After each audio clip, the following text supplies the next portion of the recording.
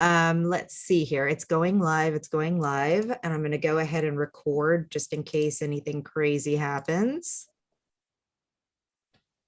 All right, done. We are redirecting to YouTube so I can grab this link.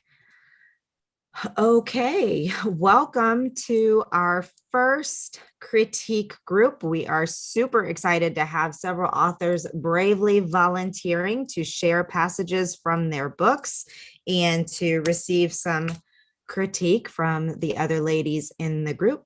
I have just dropped the link for anybody here in Zoom that wants to go over and participate on YouTube.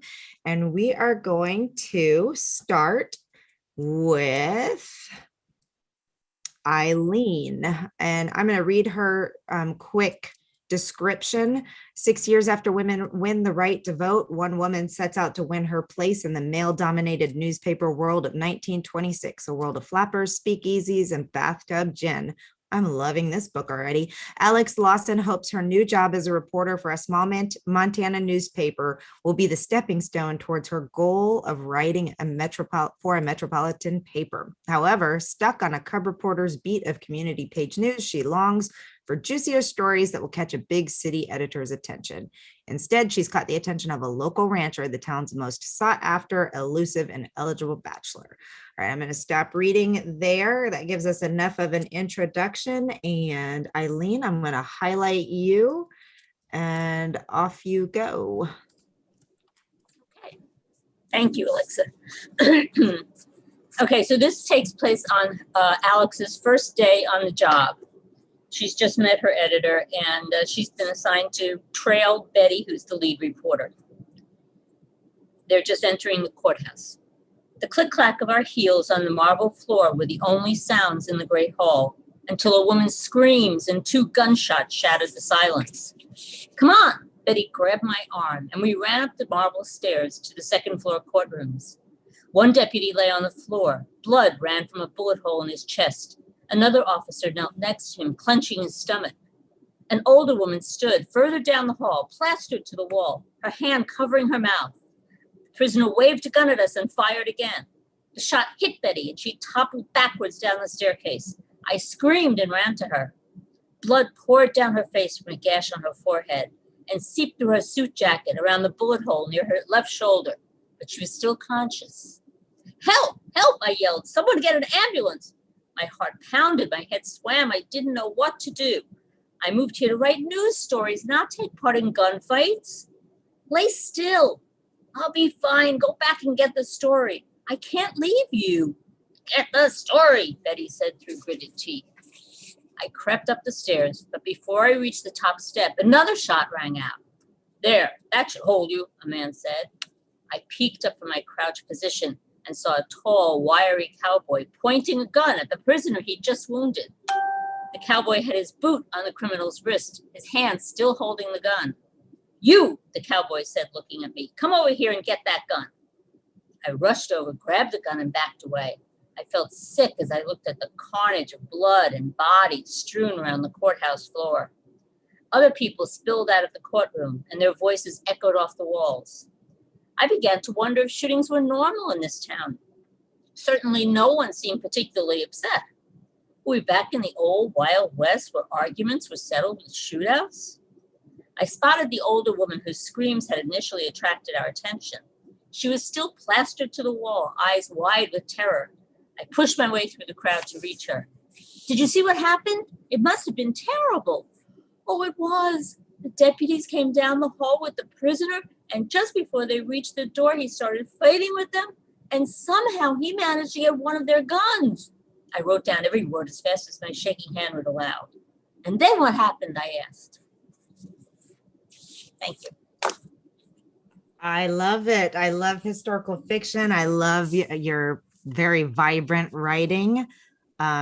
I'm the worst at giving critiques, but I really enjoyed that. I'm interested enough to want to continue reading. So that's great.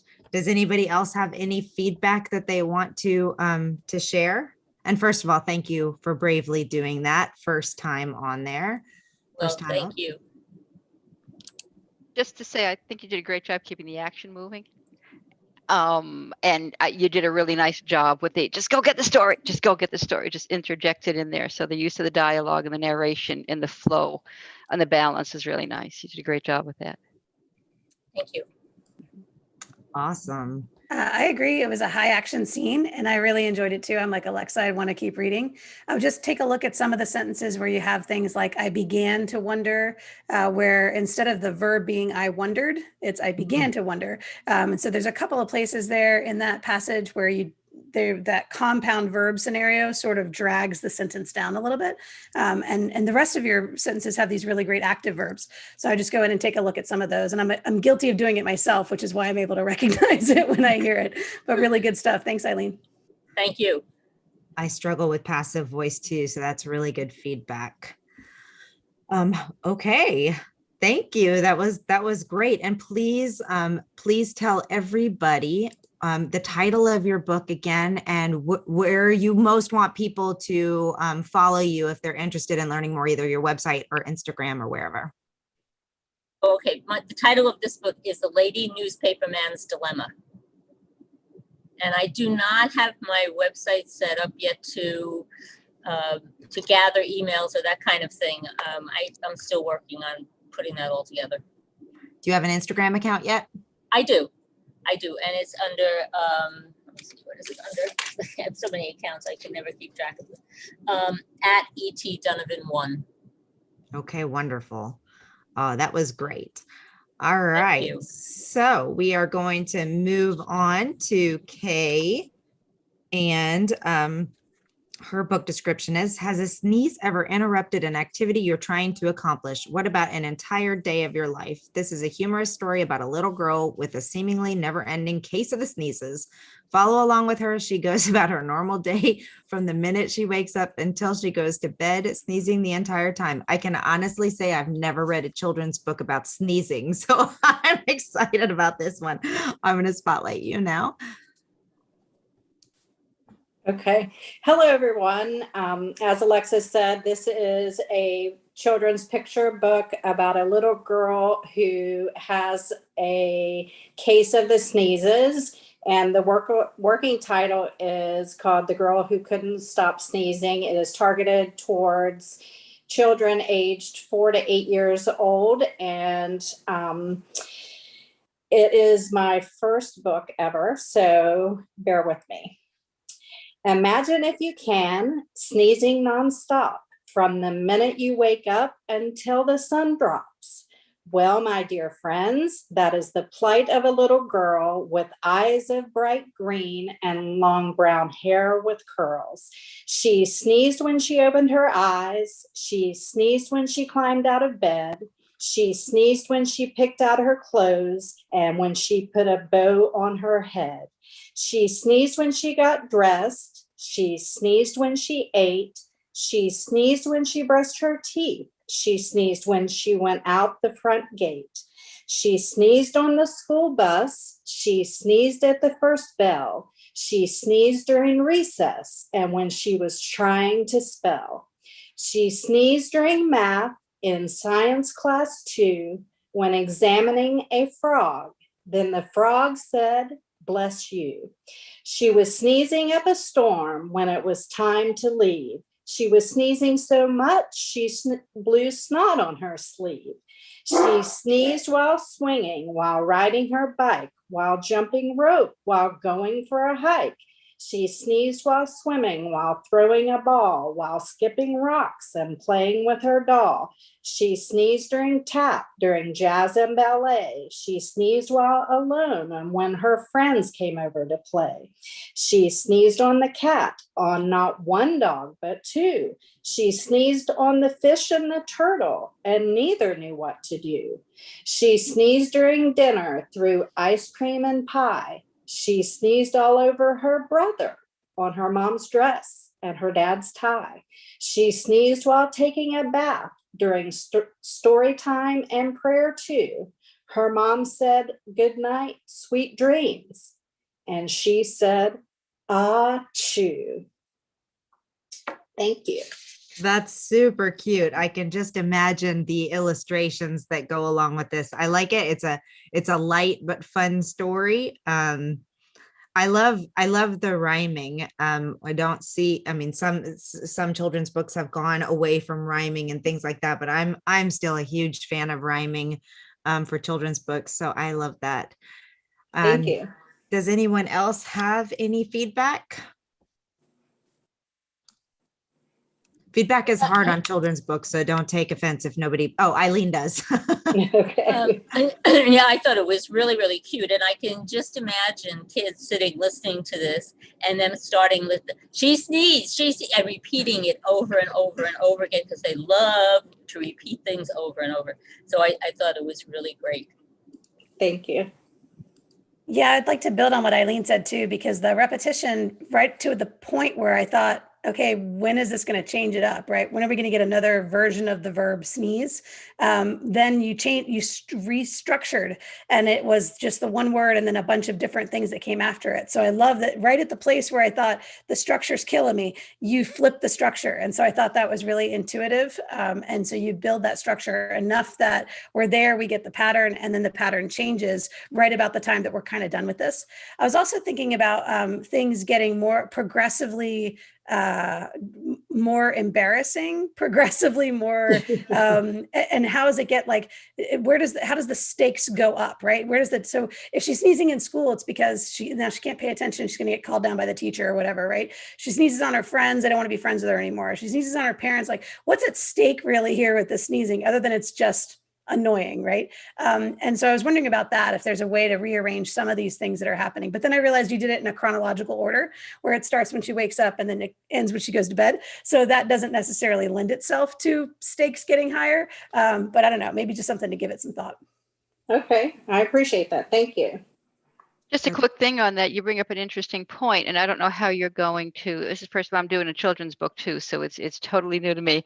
But at the end, you have it, and she sneezed when she said right at the end when mom says good night. I could almost see it going in the next to the last page, like it sneezed when she said, and then you just leave it. Either dots, so that you could turn and just have that last page with the achoo. So that you heighten that experience for the kids and just let it go and break it at that word and just bring it in for just that last page with that word. So the kids are probably already are going to go there with you, but just Yeah, gives you a pause and a nice beat and a break. Yes. Even if it was a counting book, right? Like we knew ahead of time she had to sneeze 36 times today before she was done. And then it's, and now we get, and then the final one is that 36th time. I guess I'm just looking for there to be some more at stake.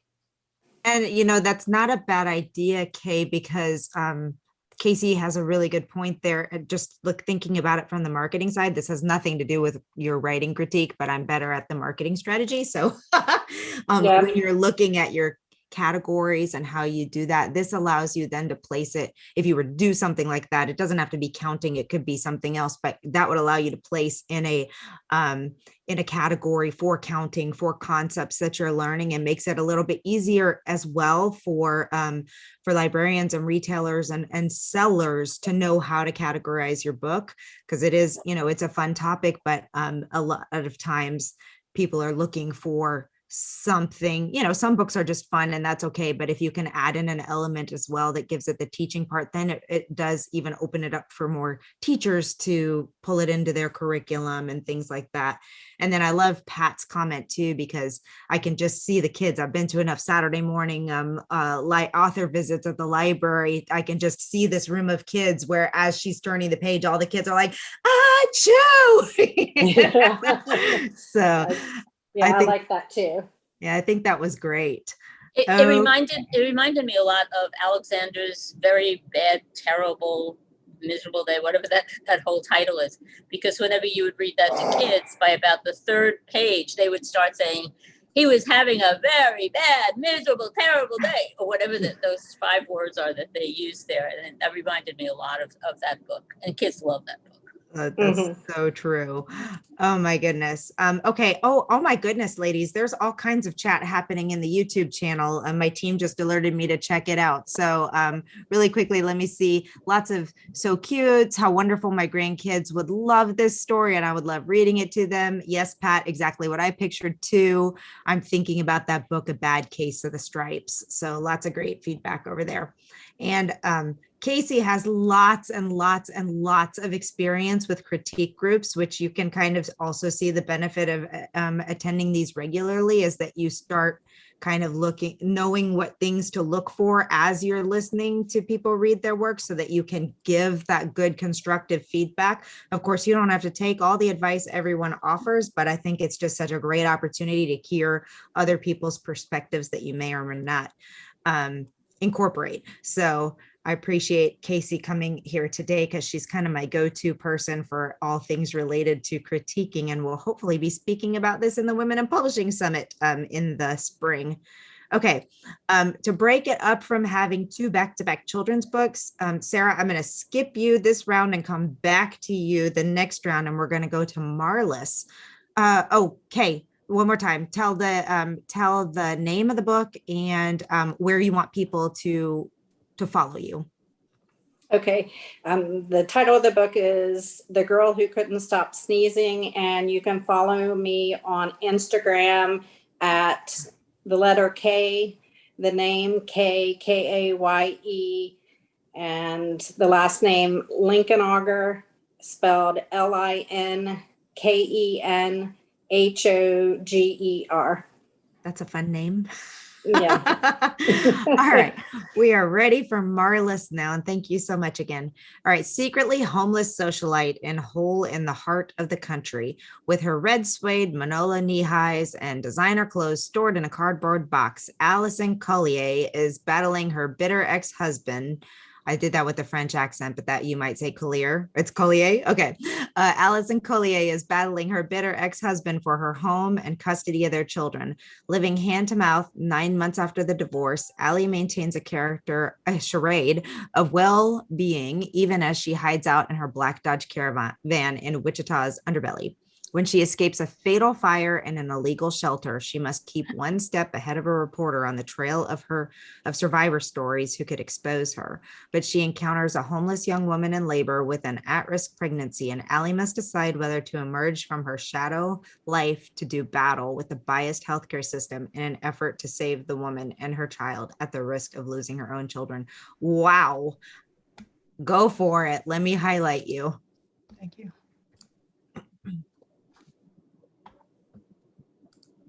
All right, we're ready. Are we good? We're yeah, good. This isn't your grandma's children's story. No. It's like throwing cold water on everybody after all that fun. Okay, I'm just going to read the prologue to this. And This is dedicated to all my writer friends who still haven't given up on prologues in spite of the advice of so many people. Hole in the Heart of the Country, prologue. It's possible that for 34 years, the thought of ending it all never enters your head. And then one day the idea presents itself like a strange new entree on an otherwise familiar menu. You'd think there'd be foreshadowing, an early inclination toward the dark side, not necessarily. Sometimes it just gets shuffled into the mix as you sense you're about to reach the end of your rope. Letting go is another option in the sequence of bad decisions that nudged you over the edge and left you dangling there. Here's one way it can happen. By mid-November, you've almost gotten used to waking up cold and disoriented in the back of your black Dodge Caravan in the parking lot of a third-tier grocery store. It's a place to hide when the local shelter is full. The street lights are dimmed by sheets of snow driven by a frigid wind that rocks the car. You'd think you'd hit bottom. You'd be wrong. Fear of discovery has kept you desperate to avoid anyone who's ever known you as the spouse of a successful lawyer, hosting many of Wichita's movers and shakers. You keep up appearances, it's become your main job, but you spend most of your days hiding in plain sight. Then one day you find a letter in your P.O. box from your ex's law firm, only 3 pages long, but 2 words fly off the first page and hook like barbs in your eyes. Sole custody. Of all the words you've slung at each other, all those left unspoken for better or for worse, Finally, only those two matter, stretching like razor wire between you and the world you once took for granted. When the only other option is to lie shivering in the back of your car with cheap vodka to dull the pain, wondering if it's even possible to put a stop to the freight train out of control disaster of your life, it feels almost rational to also wonder if packing a wad of snow into the tailpipe can deliver you from despair to who cares. Circus music now. May I? Right, Oh, quite a shift. Go for it, please. okay. I want to see it, and where I get stuck, I think, is it, to me, it falls more into the telling and the not showing. I want to see the scene. I want to see kind of like the drama of the scene. I want to almost play out. I almost want to see that letter open at the end to say something about custody. Don't tell me, show me what is she living through, what are her hands going through as she's holding this letter, shaking, instead of just telling it to me, show me the scene, and maybe that's where it's stuck being in a prologue instead of like a scene.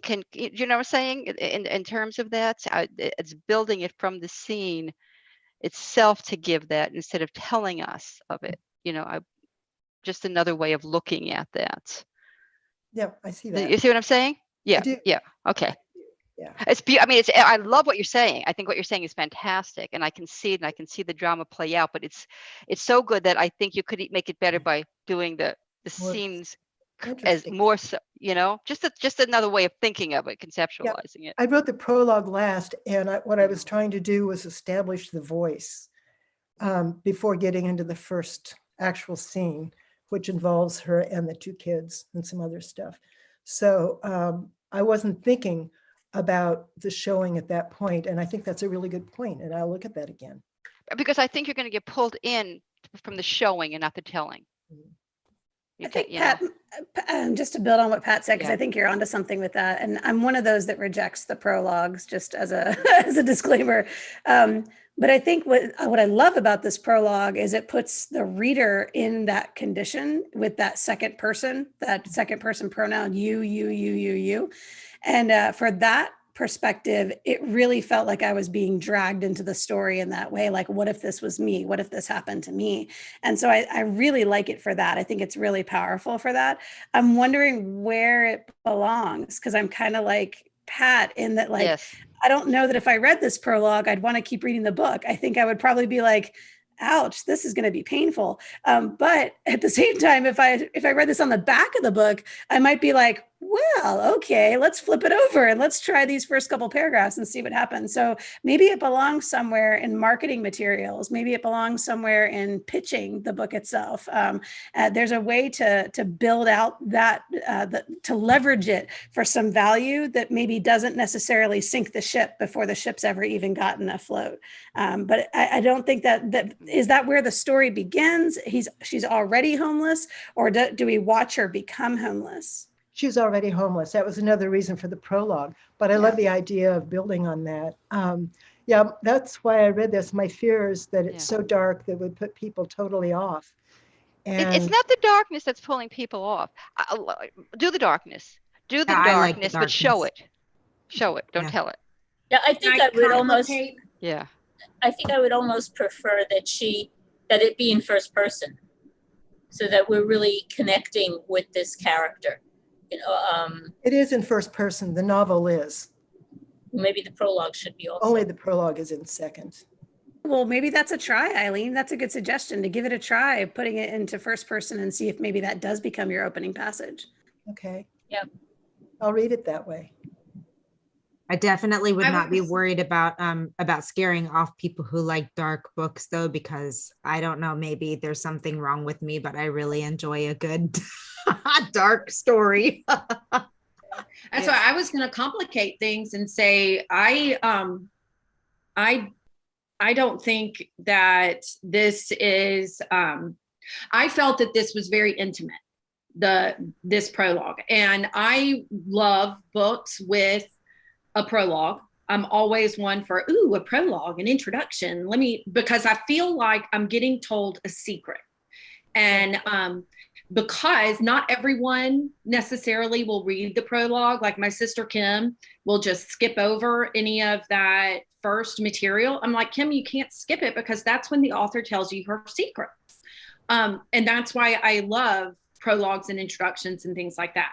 But what I want out of it is something that you captured in this one, which was that secret telling. And you did that through the second person, the you. So you connected us and the using that second person is, it's considered, so don't do that, that it's very rare. So when I see it and it's purposeful, I really appreciate it. And then the impactfulness of it is because we're kind of wandering in this woman's numbness of her life, that this trauma has provided in her life, that when we get to those two words, sole custody, it's like hard stop, and a hard stop in a great way. So that's going to complicate whatever you decide to do with this. Because like Alexa, I love a good dark story. Maybe it's because I want to know that there are people out there that are bigger messes than I am. So I find comfort in And their you can just expect that Jody and I are going to be diametrically opposed on every critique we ever offer. Really. I think Because one we good always thing are. about So good thing helpful. about a dark story is that it gives you further for your character to be redeemed. The Mhm. redemption potential is much greater if you bring someone. That's the classic hero's journey. Bring them to their knees and then lift them back up. Yeah. So I would read it. Thank you. Thank you very much. Yeah. I knew it was risky and I couldn't let it go. I couldn't let it go. I had to keep playing with it, see if I could try to make it work. So, Well, I think you got some really good feedback today, and some of it's quite opposing. So now you just have to figure out what works for you. And by the way, just a shout out to Jody here. If anyone's looking for an editor, she is a trusted editor that good. we are currently using. So keep her in mind. And let's see, Marlis, tell everybody. So let us give you a shout out too, because you have another book that's just about to publish, right? Yep. Okay, so where can people follow you, title, and other book? Probably the best place to find it is my author's Facebook page, which is at marlisbroadhead.com. All right, I have awesome. a Facebook, I'm sorry, did I say Facebook? I mean website. I have a Facebook page, which is Marlis And what's the title of your book that's about to publish? Trophy Girl. Trophy Girl. All right. And the fun Awesome. thing is I'm about to take it to the national races next week. And it's about the very first one, 65 years ago. And so I get to set up in front of the grandstand with all these books, in front of all these race enthusiasts and some of the people who were at that first race. So that's going to be entertaining. That sounds really Very fun. cool. Yeah. Okay, awesome. We are going to do, I'm sorry, go ahead. I just wanted to thank everybody. I really appreciate the feedback. Wonderful. Okay, I'm going to do Sarah and then Casey, because both of them have hard stops in shortly. So I want to make sure that they both get a chance to read before they go. So we'll start with Sarah. Hers is a middle grade book. It's called Game On Shrinkwithers, a middle grade adventure story fighting climate evildoers change with wit and magic. Game on. Okay, thanks. Yeah, I unmuted. All right. Chapter 8, keep it to yourself. Fine, just fine, peachy keen.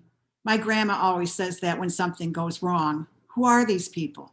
Jenny had never been so surprised. Someone grabbed her off the road and flung her into a green and khaki camouflage Jeep. Snatched from her fabulous escape just as she was thinking she had so cleverly outwitted Mark and Kyle. She was pretty sure Mark and Kyle were part of the Tri-Top game team, sent to provide challenges to be mastered to prepare for eventual real disasters. She sensed that the woman next to her was not part of the game. Jenny landed with a bounce on the back seat, squished up tight next to someone twice her size, and sneaked a look sideways, viewing the woman's muscular arms bulging out of her short sleeves. She's definitely a workout wonder, like Mom always says whenever she sees someone in good shape. Jen suppressed an urge to scream. When in doubt, close eyes and think. Mustn't look scared. Urgent whispers crackled through her tech dot earpiece implanted behind her left earlobe. She could barely understand the words. Jen, please, if you hear me, give 2 quick sneezes. Need to tell. Thrilled at hearing Branch's voice for the first time since this adventure began, Jenny immediately calmed down. Branch is safe. He's alive. She regained her nerve and made 2 sneeze sounds, separated by 3 seconds of silence in between. Branch sounded very grown up just now. That's odd. Not at all like my little kid brother. Delighted to hear Jen's sneezes, Branch wanted to talk to her, to find out if she was okay. Not possible now. He had only a few seconds. His muffled whisper came out in brief spurts like he was running and panting. Jen, this is real. Repeat, this is real. We are go. Pull out all your powers. You must. Branch's voice trailed off. Jenny stifled her need to blurt out, what was the last part? She didn't want the woman next to her to know she could communicate with someone. What must she do? Panic shivers crawled up her arms and took hold of her brain as she registered Branch's word, real. What does he mean? And then she understood. This is the real thing. We aren't playing a game. I'm super excited about this book. I'm not going to offer any critique because I am very biased, so I will open it up to everybody else. I thought it was great. It got me very involved, and I don't usually like books that are that have like a sci-fi element to them, but this really caught my attention, and I really got involved in the story. Wanted to know what's happening to her. What is going to happen to her? Thank you. Thank you. Yeah, I agree. I didn't deliberately choose the part with a sneeze. That was an accident. But I want you to see how tied together we are as authors. I agree. There was a lot of tension in this scene and kind of trying to figure out what's happening. Obviously, she was uncomfortable from the very beginning and the message from her brother. The only thing I would say is there's a piece where you get into the brother's head, where it's he wanted this or he wanted her to hear that. And we had been in her point of view up until that point. And so I would just kind of be careful about that. Some authors do that. That's their jam, is to jump. Sherilyn Kenyon comes to mind. She frequently goes from character to character within the same scene. But a lot of times editors and other writers will say, like, if you're going to do this scene from her point of view, we can't know what the brother is thinking. So just something to keep in mind. That's true. Thank you. That's a good point. Okay, anybody else? Let me just check YouTube, see if we have any feedback over there. You know, it's updating a little bit behind us because it's just a little bit delayed. So if anybody says anything terribly profound, I will make sure to pass that along to you. Okay. Now up to Casey's book, and I deliberately did not have her go first because I didn't want to, give her preferential treatment, but Casey is our one and only so far published author with Chrysalis Press, our traditional publishing house, and her first book, After December, was excellent. She just actually was given an award for being South Carolina's Fresh New Voice Award from the state of South Carolina. I think that's a title. And then Before Pittsburgh, the continuation of this story is launching in just over a month. So we're excited about that. So I'm going to read the description. Brian Listo's best friend is dead, and Brian is 4,000 miles away in Barcelona, trying to hide, trying to heal, trying to stay sober. This passage is a confession. The book is called Before Pittsburgh, and it can be pre-ordered, CaseyWhitener.com. Also, I just want to give a disclaimer because I don't know how YouTube feels about cursing. So knowing your book, can you bleep yourself out? Yes, I can censor Brian. It's not me, it's Brian, but I can censor him. Right. All right, let me spotlight you. All right. So first person narrator is actually a man, so it might be hard to get that with, I don't know, my voice is pretty deep. So we'll just go with it. Here we go. Inside the church, it was cool and quiet, even in the height of summer tourism, and the smooth banisters and pews felt slick beneath my fingers. It was early enough that no one knelt in alcoves under statues of the Virgin Mary and St. Paul, but a few people prayed and lit candles against the wall in the narthex. Some murmured confessions to priests hiding in carved wooden cabinets. I was one of those. How long since your last confession? The priest asked this question in Spanish, but I didn't have the vocabulary to respond in kind. I speak Latin American Spanish, according to my buddies, so I basically sound like a redneck. They just laugh at me. The last time I confessed, I was in an email to my dead best friend. I'm not Catholic, but he was. I thought maybe the words fell out and then stopped, clogged my throat, and tears welled in my eyes.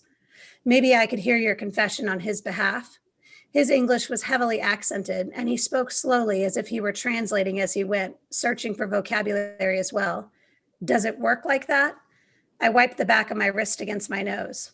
Not usually, my son. Tears dripped down my cheeks. I pressed the heels of both hands to my eyes. He shifted a little in the seat. The light through the shade between us flickered, and a knock on the wall might have been his elbow or his knee. Why don't you tell me what you need to say? Unburden yourself. Then we can decide what you should do with that, okay? Thing is, I didn't really know which of my sins I should confess. I cannot even count them on one hand anymore. There are so many, I said in Spanish. How do I know what matters to God? Can you not believe that it all matters? I believe none of it matters. You have no faith. Tony said I had none, but now he's dead, and I find myself believing, only that I miss him so bad. It's like I need to believe I'll see him again in some kind of afterlife. Catholics have that, don't they? An afterlife? The priest took a deep breath, which I couldn't tell, but might have been patience or frustration. Tell me what you wrote to Tony. That I was sorry for not returning his phone calls or emails. He tried to reach me and I was angry with him and I ignored him. I'm sure he forgave you. He killed himself before I could apologize. Another deep breath, another shift on the seat beyond the wall. Does suicide keep him out of heaven? I knew the question was childish, like my asking Chris about heaven on the day we buried Tony and him saying a 5-year-old could ask that question better than you. But I thought I'd heard something about suicide being one of those sins you can't be forgiven for. The priest cleared his throat. Well, he said, the catechism asserts that our life belongs to God and we are only stewards of it. This he delivered in Spanish, a slowly articulated interpretation that nonetheless pained me as I understood it. He was quiet for a moment. When he continued, his voice had a strain to it, as if he were fighting past his own emotion. Because God entrusted this life to us, it is wrong to dispose of it. Silence between us while we both seemed to be interpreting in our own heads. Then the priest added, but I believe when you ask, God forgives. And that's it. I love it. I love Again. the vivid imagery. Just Yeah. beautiful. I love it. I could see the church. I could smell the candles. I really felt like I was in there feeling the pews and in the location. Yeah, same here. I think the body language, the movement, the pauses, using that and going back into the dialogue again, the really strong dialogue, and you can sense the mood, you can sense the emotions, everything just really, really strong. Really nice job. So, Yeah. I think the only thing I got confused about was the English versus the Spanish. It seemed at some point you said he was speaking Spanish, but he didn't think people understood him. So I may have just missed it, and I'm sure it's easier when you're reading it than when you're just listening to it. But I got myself a little confused of whether they were speaking English or they were speaking Spanish. Thank you. And a quick shout out to Jody, who's here on the call because she edited this book for me. And she's the one that gave me the catechism explanation as well. Because I, like Brian, am not a Catholic. So thank you. Thank you all for listening. I wanted to say the hard stop for me was when he asked about suicide. Does that mean he doesn't get into the afterlife? I thought that was just perfect to just sum up everything he was going through. And there was no way out for him at that point. Yeah. Yep. From the Catholic point of view. Yeah. Thank you. Really nice job. And you chose a section that didn't have to be censored. So wonderful. Well, who cusses at a priest? Come on, Alexa. Not even my characters cuss at the priest. That's hilarious. I've cussed about some in my life. Casey, let everybody know where to find more information about you, where you want them to follow you. And it's Before Pittsburgh. Yeah, the name of the book is Before Pittsburgh. It's the second in the series. The first one is After December, and which is on Kindle Unlimited right now. The first book, After December. It's everything is all Casey Whitener all the time. So Facebook, Instagram, Twitter, and the website. It's all Casey Whitener, which is just spelled the way it is in my dialogue, in my little picture box. Amazing. Okay, now we're going to stay on the topic of dark. on truly heart-wrenching stories and move over into Anne Van Hein's book. Perfect, considering we are rapidly approaching the 20th anniversary of 9/11. And I just want to say we honor you. I'm sure you have a lot processing right now. So sorry, I got unexpectedly emotional there for a second. Okay, Anne Van Hine lost her husband, a New York City firefighter, on 9/11. She has spoken to school groups about experiencing personal loss amid a national tragedy, led walking tours of the National 9/11 Memorial, and addressed the European Parliament. Her story will be included in a Netflix documentary. You didn't tell me that. How exciting. Turning Point 9/11. Her book, Pieces Falling, Navigating 9/11 with Faith, Family, and the FDNY will be published this summer. All right, let me highlight you. Thank you. Thank you for the opportunity. So I tried to pick a not really heavy one. So in September of 2005, a special invitation started with an unlikely telephone call.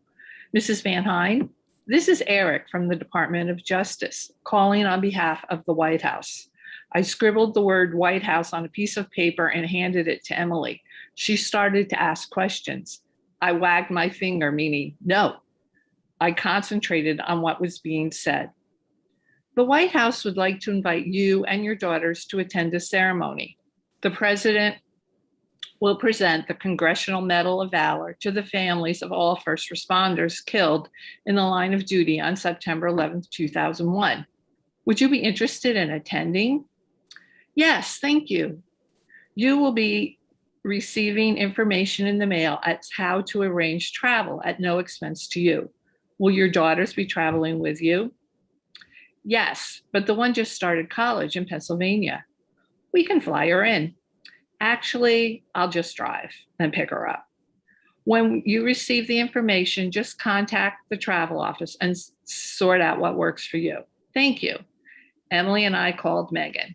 Guess what? Because Washington, D.C. was just a 2-hour drive from Megan's college, we decided to drive instead of fly. When we arrived in D.C., we followed directions to an assigned meeting place where buses arrived to transport us to the White House. An hour or so later, the girls and I, along with 200 other first responder family members, were seated in folding chairs on the south lawn of the White House.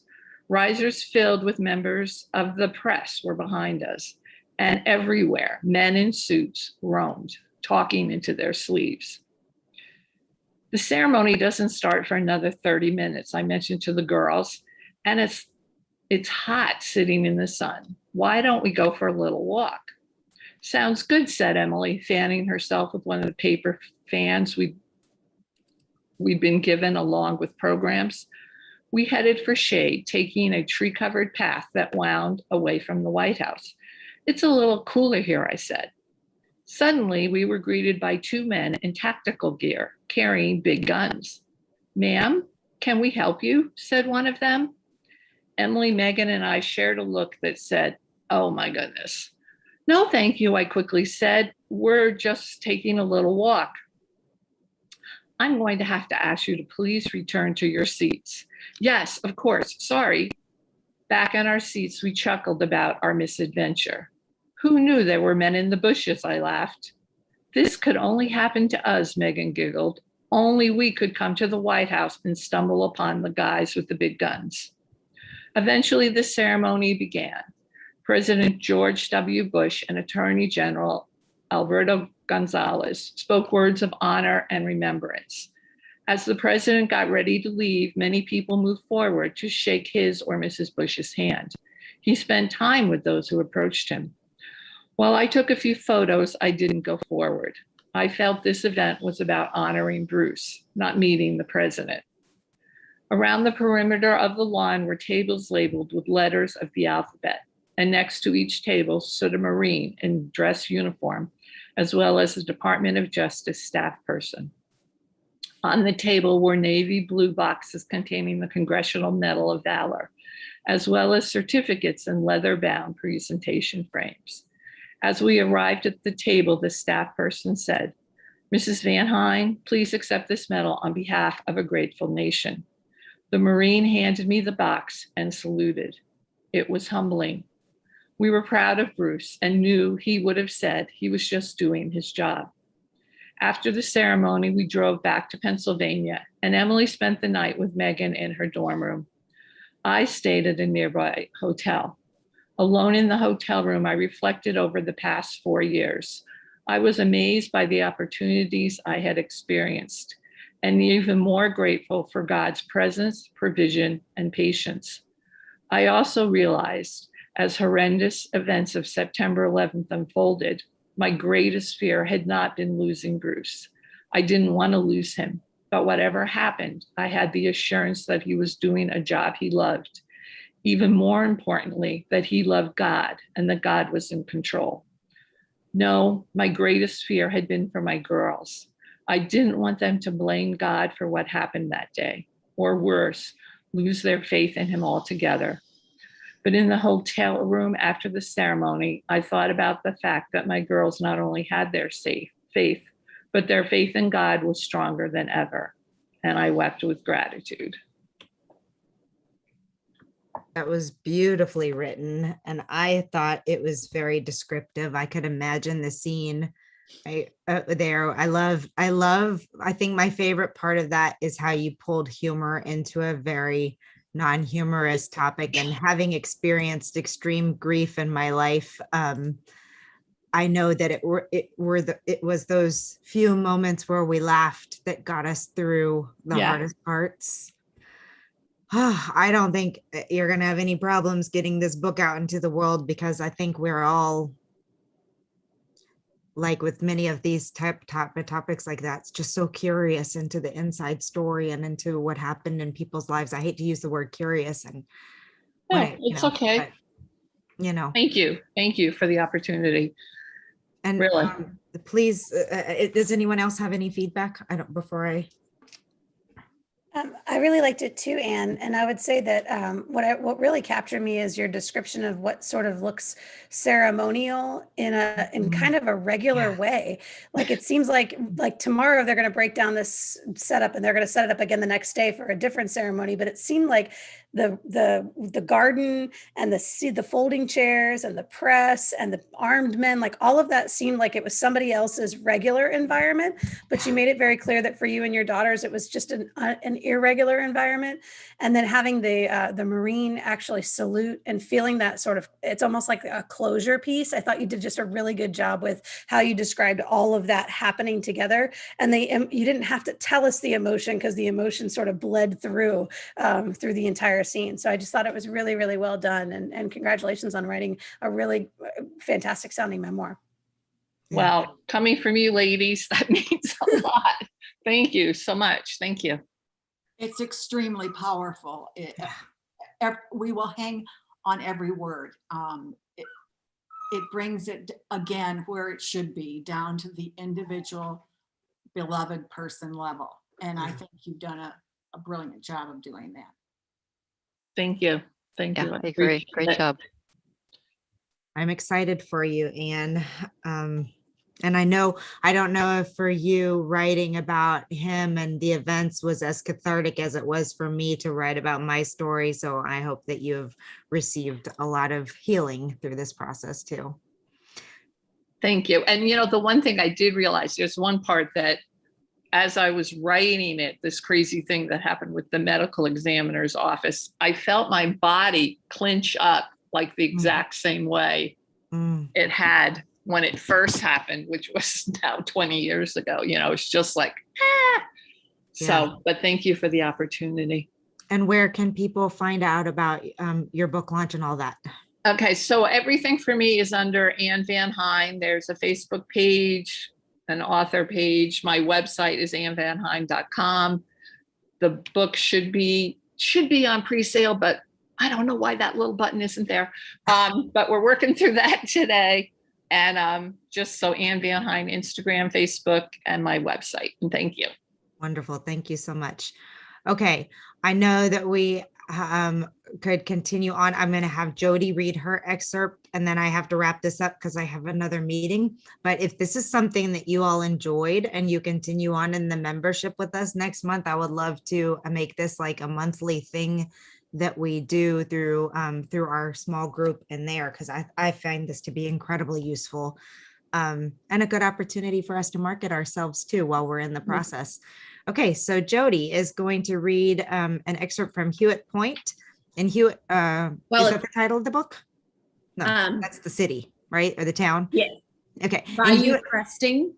Bayou Cresting. All right. The Wanting Women of Hewitt Point. All right. In Hewitt Point, ambition is as dangerous as the brackish water that surrounds the sliver of land. But the women of this antebellum hamlet yearn for more than society insists they be devout, feminine, and content with living according to cultural norms. Good grief. I'm so sorry. I'm struggling with reading. So what's a girl to do? She could employ poison, perhaps a bit of adultery, and drowning in alligator infested waters is always a choice. Whatever it takes to achieve her goal. A novel in stories, Bayou Cresting, The Wanting Women of Hewitt Point, tells the stories of 10 women brought together by proximity, forever entangled by the actions that they take. I'm intrigued. Okay, so I am going to be reading the first 2 pages of Rosary's main story. Each of my women in Hewitt Point have a main story, and then they appear in other women's stories throughout the year that the novel covers. So this is Rosary. Ruth White floated in the bayou, or rather her torso did. Still clad in her favorite emerald green corset with lavender embroidered buds, water hyacinths floating on a bloated lily pad, the torso listed as if tugged from some, I can't read today. The torso listed as if tugged at from beneath the slick surface. The mangled brocade, shredded in places, sliced as if by razor in others, bore the evidence of her journey from the swamp, around the twists and turns of the brackish water, slipping past cypress trees and patches of dying sawgrass, at last brushing against a sea-worn buoy, just as a sleepy crabber bent to check his first trap of the morning. The bayou, glistening with the first rays of the day, seemed to take pleasure in its most unpleasant how-do that morning. 2 miles north of the foul remnant and 2 weeks after the grisly discovery, Rosary Hodges sat on a bench in the hallway of what passed for law and order in Hewitt Point. She thumbed her monogram stitched in silk thread on a fine linen handkerchief. The thread so delicate, Rosary barely felt it through her thin gloves. She'd been waiting over an hour and would wait longer. Leaving was out of the question. Just as she stood to adjust a naughty bone in her pale peach bodice, she heard the floorboards moan, whining as each footfall tested its structural integrity. The door flung open, creating a vacuum of ego and sweat, although the October breezes blew that morning. Sheriff Benjamin Tuckey plowed through, winded from whatever had kept Rosary waiting so long, his belly heaving with every labored step. "You again?" he asked, plodding past her without the slightest attempt at eye contact. "Sheriff Tuckey, if I could have 1 or 2 moments of your time, I need to discuss a most pressing matter with you. Let me guess, you still believe your husband's whore was murdered?" Rosary flinched. "I will ask that you not use such words around me or about my husband." "I hope you don't think old Hodges tucking into Madam White's establishment every Thursday afternoon went unnoticed. That was the worst kept secret in this town, and this town is full of poorly kept secrets. Rosary crumpled the handkerchief in her fist, resisting the urge to pommel the portly lawman where many a whore had explored with painted nails and stained lips and, hopefully, Rosary thought, full purses. Such a grotesque deed should be amply rewarded. You need to hear what I have to say. I have critical information pertinent to Miss White's death. So, you asked Teresk if he enjoyed his meal, and he told you he didn't devour her. Was she too salty for his fine palate? After a bit of jangling, Tucky twisted a key in the lock, popping the door to his private office open. That gator did not kill Miss White. The sudden rise in Rosary's voice made her queasy. On any other day, she could have calmed herself before her emotions ran amok, but not on the second Thursday following Ruth White's untimely demise. Rosary closed her blue-gray eyes for a moment, taking 1, 2 cleansing breaths. When she opened her eyes again, Sheriff Tucky stared at her. Okay. Tucky propped open the door with a rock, then sat behind an oak roll-top desk. The last thing I need this morning is a hysterical woman. I love it, Jody. I love it. Oh my goodness. Well, I was going to say, just as an example of, showing, not telling, I often struggle with how to describe someone without just saying, and she had blue-green eyes and blonde hair and blah, blah, blah. I loved how you wove your descriptions right into it. She blinked her, I think you said blue-gray eyes. I just thought that was really a really well-written piece. Thank you.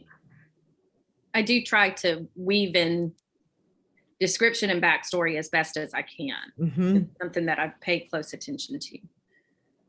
It doesn't pull you out of the story when you're getting the background thing. That's something I'm working really hard in my own stuff right now, is how you give background without pulling them out of the moment. So that was really, really good. Does anyone else have anything? I thought it was excellent. I really wanted to find out what was going on, and I really would love to continue reading it. Oh, thank you. Yay. Yeah. I think both characters were drawn so clearly.